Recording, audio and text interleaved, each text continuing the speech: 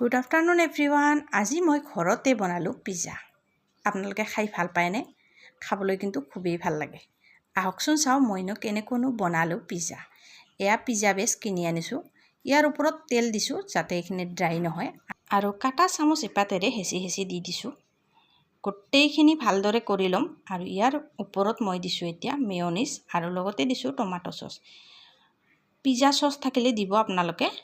আৰু এতিয়া দিম মই ইয়াত চীজ। ইয়াৰ পিছত মই দিম বিলাহী, পিঁয়াজ, লগতে দিম পনীৰ, আৰু দিম চুইট কৰ্ণ। আপোনালোকে যি যি ভাল পায় দি দিব। আৰু দিম এয়া অৰিগেনো। ভালদৰে চাৰিওফালে দি দিম, আৰু লগতে দিম চিলি ফ্লেক। এতিয়া মই ওপৰত বেছিকৈ অলপমান চীজ দি দিম, যিহেতু খাবলৈ ভাল লাগে। আৰু এয়া মই যিখনত বনাম সেইখনত মই অকণমান তেল দিছোঁ। আৰু ক'ত বনাম জানেনে? মই কেৰাহীত। এয়া এডাল ষ্টেণ্ড দিছোঁ, ইয়াৰ ওপৰত দি দিছোঁ, আৰু জুই কমাই ৰাখি 10 মিনিটমান সময়। এয়া হৈ গ'ল পিজ্জা ৰেডি। আপোনালোকৰ পিছে কেনে লাগিল জনাবলৈ নাপাহৰিব দেই।